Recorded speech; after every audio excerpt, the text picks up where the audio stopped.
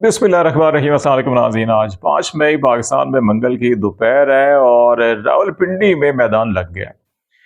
ये मैदान लगा है जनाब पाकिस्तान तहरीक इंसाफ की क़यादत और पिंडी इंतज़ामिया के दरमियान। मामलात क्या होंगे? आज अडयाला जेल के बाहर लोग पहुँचेंगे, नहीं पहुँचेंगे, या उनको पहले ही किन किन नाकों के ऊपर या शाहराहों के ऊपर रोका जाएगा? ये सारी इंतज़ामात जो है कि आपके साथ कुछ चीज़ें शेयर करेंगे। दूसरा मामला जो है कि एक बड़े मगरमच्छ के गिर्द घेरा तंग किया गया। उसको बहुत दबाव डाला जा रहा है, बहुत परेशान किया जा रहा है, और अब जो है कि उनकी प्रॉपर्टी जो है कि उसको भी अपने कंट्रोल में किया जा रहा है कि किसी तौर के ऊपर वो बड़ा मगरमच्छ जो है कि वो साहब बहादुर की मर्जी और मंशा के मुताबिक एक बयान दे दे, लेकिन वो बयान नहीं दे रहा। इसकी तफसीलात भी आपके साथ शेयर करेंगे। और फिर एक दो खबरें हैं जो ओवरसीज पाकिस्तानी को तरगीब दी जा रही है पाकिस्तान में जनाब। कुछ पेशकशें की जा रही हैं उनको, और कुछ पॉलिसीज़ को बदलने की कोशिश की जा रही है, वो भी चीज़ें आपके सामने रखेंगे। मामला रावलपिंडी का। आपको मालूम है कि गुज़श्ता हफ़्ते इमरान खान की बहनों ने ये ऐलान किया था कि इस मंगल को 5 तारीख को पाकिस्तान तहरीक इंसाफ के ओहदेदारान, पाकिस्तान तहरीक इंसाफ से तल्लुक़ रखने वाले सूबाई असम्बली के अरकान, कौमी असम्बली के अरकान और सेनेट के अरकान, ये अडयाला जेल के बाहर पहुँचें और इमरान खान से इज़हार यकजहती भी करें। और इमरान खान और बुशरा बीबी को, जिस वक्त दोनों को आँख की बिनाई का मसला है, दोनों की दाईं आँख जो है कि उसकी बिनाई जो है आलमोस्ट, बुशरा बीबी की जो है कि वो तो डिटैचमेंट की जो मेडिकल रिपोर्ट थी उसके अंदर ये कहा गया डिटैचमेंट, तो उससे तो बिनाई जो है वो ख़त्म हो जाती है आँख की। और इमरान खान भी कहते हैं कि 85% उनकी बिनाई ख़त्म हो चुकी है दाईं आँख की। तो उनके इलाज मुआवजे के अंदर जो गफलत बरती जा रही है इमरान खान की फैमिली के मुताबिक और उनके वकला के मुताबिक भी, वो ये मुतालबा कर रहे हैं कि ये तमाम की तमाम कम से कम 10,000 अफराद ओहदेदारान जो हैं कि वो यहाँ पे इकट्ठे हों और हुकूमत के ऊपर ये दबाव डाला जा सके कि इमरान खान और बुशरा बीबी को, एक तो उनके ज़ाती मालजीन को और वकला को उन तक रसाई दी जाए, और दूसरा जो है कि उनको हॉस्पिटल के अंदर प्रॉपरली उनकी ट्रीटमेंट की जाए, डायग्नोज किया जाए कि रूट कॉज क्या है, क्लॉटिंग क्यों हुई, आंख तक क्लॉटिंग कैसे पहुंची, ये क्लॉटिंग जो है कि वो दिल तक या किसी जिस्म के और हिस्से तक भी जा सकती थी, इसके असल जो महरक़ात हैं वहां तक पहुंचा जाए और उस तनाजुर के अंदर एक प्रॉपर ट्रीटमेंट की जाए। लेकिन वो उनके मुतालबात नहीं माने जा रहे। एक तो ये मामला हुआ, और दूसरा मामला जो है कि इमरान खान का जो इंसाफ की फरहमी, उनके मुकदमात हैं बुशरा बीबी इमरान खान के। अभी इस्लामाबाद हाई कोर्ट ने जैसे जो सज़ा मुअत्तली और ज़मानत की दरख्वास्तें थी, 1 डेढ़ साल, तकरीबन 1 साल 4 महीने जो है कि उनको पेंडिंग में रखा, उसके ऊपर बुनियादी समाअत ही नहीं की, और अब जो है कि उसको गैर मौसर करार देकर जो हतमी जो मरकज़ी अपीलें हैं उनके ऊपर समाअत 7 तारीख को मुकर्रर की गई है। इमरान खान की फैमिली का और इमरान खान का भी ये कहना है कि जनाब पहले सज़ा मुअत्तली की और ज़मानत के ऊपर बात की जाए, और बुशरा बीबी का जो मेडिकल ग्राउंड्स के ऊपर जो है कि उन्होंने बात की थी लेकिन उसको भी नहीं सुना गया, और इस हवाले से भी कहा गया दबाव डालें। अब एक तो आज पाकिस्तान तहरीक इंसाफ की क़यादत है, यकीनी तौर के ऊपर ये आज इम्तिहान भी होगा कि कौन कौन सी सीनियर लीडरशिप या कौन कौन से ओहदेदार आते हैं, नहीं आते। दूसरा मामला जो है कि पिंडी की इंतज़ामिया ने भी, और पंजाब इंतज़ामिया, पिंडी की इंतज़ामिया, पुलिस जो है कि उन्होंने भी अडयाला जेल को जाने वाले तमाम रास्ते जो हैं कि उनके ऊपर पहले से ही हर मंगल को वहाँ पे नाके लगाए हुए हैं। गोरखपुर नाका है, इसी तरह दागल नाका है, डीएचए का नाका है, वहाँ पर ही इमरान खान की बहनों को और दीगर लोगों को रोका जाता है। बहुत से लोगों ने अब जो दरमियानी कुछ कच्चे पक्के रास्ते हैं वो आइडेंटिफाई किए हैं, वहाँ से भी आ जाते हैं। तो आज इंतज़ामिया की पूरी कोशिश है कि इनको अडयाला जेल के करीब कहीं पहुँचने ही ना दिया जाए, और जो दूर दराज इलाके हैं वहीं पे इनको रोका जा सके। कुछ इस किस्म की इतलात भी हैं कि मुख्तलिफ शहरों के अंदर भी ऐसे मौक़ों के ऊपर पहले ही जो लोग ज़्यादा मुतहर्रिक होते हैं या जो लोग जा सकते हैं उनको मुख्तलिफ हवालों से रोका जाता है, उनको पकड़ा जाता है, रेड्स किए जाते हैं। और कुछ लोग जो जाना नहीं चाहते, वो आपको पाकिस्तान की हर सियासी जमात में ऐसे लोग भी होते हैं जो खुद ब खुद गिरफ्तार भी हो जाते हैं ऐसे मौक़ों के ऊपर, और फिर 1-2 दिन बाद रिहा हो जाते हैं। तो ये सारे मनाज़िर जो है कि आपको ये आज ना पिंडी में अच्छा खासा जो है मैदान लगेगा, और इसमें अगर पाकिस्तान तहरीक इंसाफ कोई बड़ा शो करने में कामयाब हो गई, बड़े बंदे लाने में कामयाब हो गई, और यहाँ पर उन्होंने कोई बैठ गए और कुछ धरना दे दिया, तो फिर क्या मामला आगे बढ़ेंगे नहीं बढ़ेंगे, ये मामला सबसे अहम है। لیکن دوسری طرف جو حکومت یا اسٹیبلشمنٹ ہے وہ تو ابھی عمران خان کی بہنیں جو ہے کہ اب تواتر کے ساتھ یہ بیان کر رہی ہیں جب بھی انٹرنیشنل میڈیا سے پاکستان کے اندر جس بھی سوشل میڈیا یا جہاں بھی انٹریکشن کرتی ہیں کہ اس وقت پورے کے پورے نظام کی صرف ایک جیسے ہوتا ہے نا کسی لاغر مریض کی آخری ایک جو ہوتا ہے کہ جب وصیت کے ساتھ جو آخری خواہش ہوتی ہے کہ جناب یہ میری آخری خواہش پوری کر دی جائے، تو اس وقت یہ پورے کے پورے نظام کی ایک آخری خواہش ہے کہ جناب 9 مئی کے اوپر کسی طرح سے کوئی افسوس کا اظہار کر دیں یا مدد کر دیں۔ عمران خان نے تو 9 مئی کے معاملے کے اوپر سپریم کورٹ آف پاکستان میں باقاعدہ ایک بیان چیف جسٹس اور ججز کی موجودگی میں بات کی تھی سارا کچھ، لیکن ابھی تک چھوٹی چھوٹی انائیں، چھوٹی چھوٹی جو کسی کی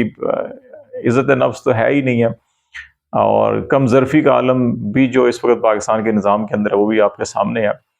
تو یہ جناب اس وقت یہ معاملہ ایک جگہ پہ پھنسا ہوا ہے، اور وہ تو کہتی ہیں کہ جناب عمران خان تو معافی نہیں مانگے گا۔ معافی تو وہ مانگیں گے جنہوں نے 9 مئی کی CCTV فوٹیج چرائی۔ ہم 9 مئی بھی آگے آ ہی رہے آج کل، تو یہ جناب صورتحال ہے۔ تو ابھی ذرا دیکھتے ہیں آج آفٹرنون میں جا کے ذرا ماحول زیادہ جو ہے کہ وہاں پہ ہوگا۔ دوسرا معاملہ جو ہے کہ آپ کو القادر ٹرسٹ کیس جو ابھی جس کی سماعت ہونی ہے اسلام آباد ہائی کورٹ میں، اس کے ساتھ جڑا ہوا معاملہ تھا ملک ریاض کا۔ اس پورے نظام میں پہلی دفعہ یہ ہوا ہے، ملک ریاض نے، آپ کو معلوم ہے کہ پاکستان کی تمام ایلیٹ کلاس ملک ریاض کی ملازمت کرتی ہے، یہ اس میں کوئی شک نہیں ہے۔ آپ پیریا ٹاؤن کے دفاتر میں جائیں، آپ کو پتہ چلے گا کہ کون کون سے بڑے بڑے لوگ جو ہے کہ وہاں پہ ملازمت کرتے ہیں، یا بڑے بڑے لوگوں کے فیملی ممبرز وہاں پہ ملازمتیں کرتے ہیں۔ اور ملک ریاض کا کام جو ہے کہ ہمیشہ سے یہی رہا تھا کہ وہ فائلوں کو پہیے لگا کے کام کرواتے تھے۔ پہلی دفعہ یہ ہوا کہ القادر ٹرسٹ کیس کے اندر ملک ریاض کے اندر کا جو ایمان یا انسان ہے وہ جاگا ضمیر، اور اس نے کہا کہ نہیں، میں نے پہلی دفعہ کوئی نیک نیتی کے ساتھ، اور بھی وہ سے کام ملک ریاض کے ایسے ہیں، لیکن یہاں پر اس نے کہا کہ جی میں نے نیک نیتی کے ساتھ پہلی دفعہ جو ہے کہ رسول پاک صلی اللہ علیہ وسلم کی سیرت مبارکہ کی تعلیم کے لیے اگر میں نے کوئی پیسہ یا زمین یا کوئی چیز وقف کیا یا کچھ عطیہ کیا ہے یا اس کے اوپر لگایا ہے، اس کی بنیاد کے اوپر میں یہ گندی غلاظت بری سیاست کے اندر جو ہے کہ اپنا دنیا اور آخرت خراب نہیں کرنا چاہتا۔ یہ اس کا ایک بنیادی موقف ہے۔ اس پہ پورا کا پورا نظام جو ہے وہ تل ملایا ہوا ہے جناب، اور وہ بیریا ٹاؤن کے ملک بھر کے اندر جس طرح سے انہوں نے ریڈز کیے، سب کچھ کیا، اور بہت سی پراپرٹیز کے اوپر قبضے کرنا ہے، بڑے بڑے ٹائکونز جو ہیں کہ وہ اس کے اندر جو ہے کہ بہت سے گروپ آپریٹ کر رہے ہوتے ہیں، بہت سے بندوں کو اٹھایا جاتا ہے، بہت سے بندوں کو مار دیا جاتا ہے۔ یہ سارے جرائم اپنی جگہ بالکل ٹھیک ہیں اور کارروائی ہونی چاہیے، سب کچھ ہونا چاہیے، لیکن جس صرف ایک سیاسی مقصد کے لیے، جو سیاسی مقصد کا حصول تھا، اس کے لیے یہ ساری کوشش کی جا رہی ہے۔ اور آفتاب سلطان جو چیئرمین نیب تھے، اور ان کے اوپر سیاسی دباؤ ڈالا گیا تھا اسی القادر ٹرسٹ کیس کے اندر کہ اس کو ریفرنس بنایا جائے، کیس بنایا جائے، تو انہوں نے کہا تھا کہ نہیں، یہ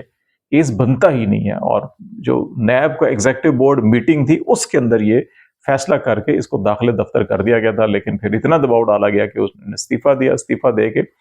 انہوں نے بھری مجلس کے اندر تمام اپنے افسروں سے جو خطاب کیا تھا، وہ اس کے اندر بھی ان کی ایسی کی تیسی اس نظام کی پوری اس کو ننگا کر کے بچے کہ جناب یہ احتساب کا اصل جو ہے کہ چہرہ یہ ہے۔ لیکن اس کے بعد جنرل نذیر بٹ آئے، اور پھر انہوں نے اس کو ریفرنس بھی بنایا، سزا بھی دلوا دی، اور اب جو ہے کہ معاملہ اس کے بعد نیب قانون کو بدلا، ججز کو بدلا، ججز ٹرانسفر ہوئے، سب کچھ بدل کے جو ہے کہ ابھی بھی جو ہے کہ ان کو تسلی نہیں ہے، اور وہ کہتے ہیں کہ جناب نہیں، ہم نے یہ کرنا ہے۔ اب جناب نیب نے جو بیریا ٹاؤن کی 2015 میں غالباً یہ ان کو زمین الاٹمنٹ کی گئی سندھ کے اندر، اور اس میں کوئی 80 ایکڑ زمین تھی، یہ کہا جا رہا ہے کہ جناب ان کو یہ دی گئی کراچی میں کچھ 6 ارب مالیت کی، اور اس میں یہ کہا گیا کہ جناب یہ 38 کروڑ 30 لاکھ روپے میں یہ جو ہے کہ 6 ارب مالیت تھی، اور 38 کروڑ 30 لاکھ میں جو ہے کہ الاٹ کی گئی، اور مقصد تھا کہ کوئی یونیورسٹی قائم کی جائے گی، لیکن 3 سال میں یہ تعمیر ہوگی، لیکن وہ نہیں ہوا، اور بیریا ٹاؤن ناکام ہوا۔ تو اب جو ہے کہ وہ نیب نے واگزار کروا لی۔ یہ کل جناب خبریں دی گئی ہیں۔ دوسری طرف جو خبر ہے وہ یہ ہے کہ جناب پنجاب کے اندر جو مختلف ہاؤسنگ سوسائٹیز ہیں، اب ان کو کوئی نوازنے کی کوشش کی جا رہی ہے، یا جو جسٹیفیکیشنز دی گئی ہے وہ یہ کہا گیا ہے کہ جناب جو اوورسیز پاکستانیز ہیں، بالخصوص مشرق وسطیٰ کے اندر بڑی مشکلات کا شکار ہوئے ہیں، ابھی جو ساری کا سارا کرائسس پیدا ہوا وہاں پہ، بہت سے UAE میں تو پاکستانی شہریوں کو نکالا جا رہا ہے وہاں سے، تو اب یہ سرمایہ جو ہے کہ وہاں پر جو انویسٹرز تھے وہ اپنا سرمایہ نکالیں گے، تو پاکستان میں اور پنجاب کے اندر جو ہے کہ یہ سرمایہ کاری کو ترغیب دی جائے اور لایا جائے، اور یہاں پر اب جو ہے کہ مختلف شہروں میں جو زمین اور سکیمیں ہیں بڑی بڑی، ان میں جو زمین کی ری ایویلیویشن کی جا رہی ہے قیمتوں کے حوالے سے، اور کہا جا رہا ہے کہ اس کے اندر کچھ جو ہے کہ ایسی فیسلٹیز یا ایسے انسینٹیوز دیے جائیں کہ جناب جو بیرون ممالک پاکستانی ہیں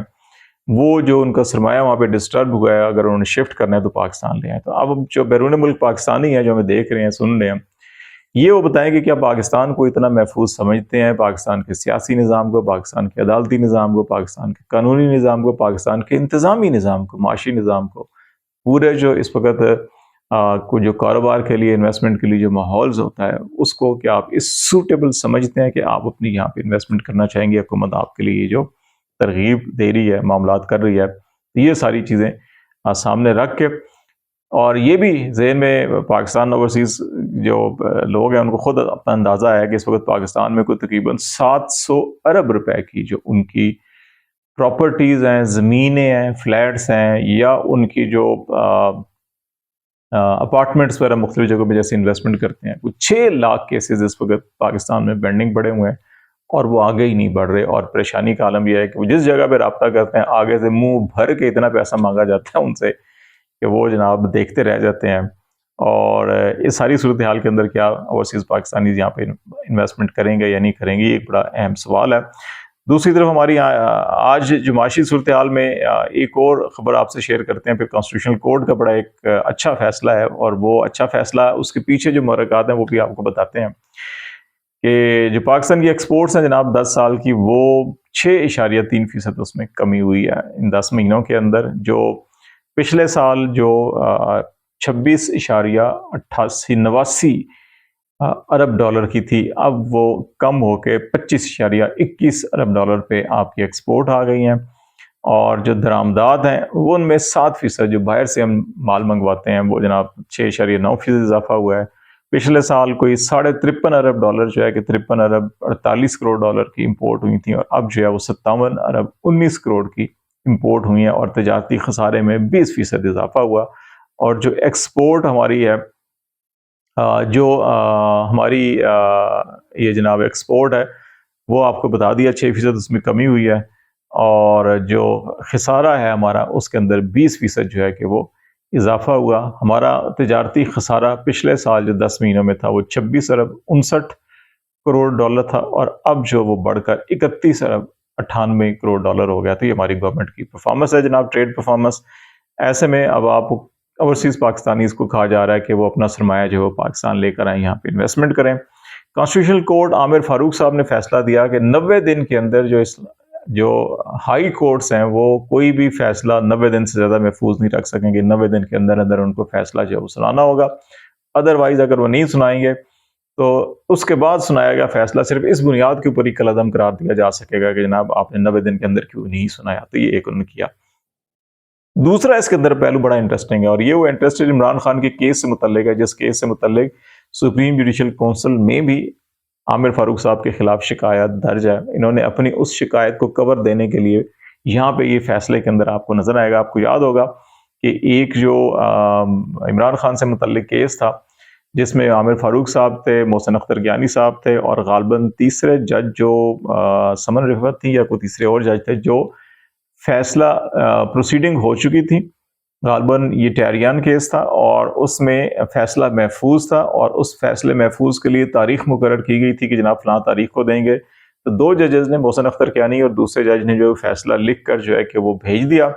اور عامر فاروق صاحب جو ہے کہ انہوں نے یہ کیس بنتا ہی نہیں ہے داخل دفتر کر دیا، اور عامر فاروق صاحب سمجھتے تھے کہ نہیں کیس بنایا جائے گا۔ تو جج باقی 2 نہیں مانے، تو وہ فیصلہ انہوں نے روک لیا تھا، اور پھر وہ فیصلہ پبلک ویب سائٹ کے اوپر آ گیا، اور پھر اس کو روک لیا، اور عامر فاروق صاحب نے کہا کہ نہیں جناب یہ نیا بینچ جو بنایا جائے گا اور نئے بینچ میں جائے گا معاملہ۔ یہ ہوا تھا سارا معاملہ۔ تو اب انہوں نے کہا جی کہ 90 دن کے اندر آپ محفوظ فیصلہ سنائیں گے، اس سے زیادہ دیر نہیں کریں گے، اور جو اگر کوئی فیصلہ اس کے نکات جو ہیں وہ قبل از وقت پبلک ہو جاتے ہیں، جاری کر دیے جاتے ہیں یا لیک ہو جاتے ہیں، تو پھر جو نیا بینچ جو ہے یا اثر نو سماعت کا حکم دیا جا سکتا ہے، اس کو، اور وہ نیا بینچ بھی ہو سکتا ہے، پرانا بینچ بھی اس کو اثر نو مکمل سماعت کرے گا۔ یہ معاملہ انہوں نے اس کیس کے اندر کیا تھا، اور اس وقت یہ معاملہ ہوا تھا کہ جناب یہ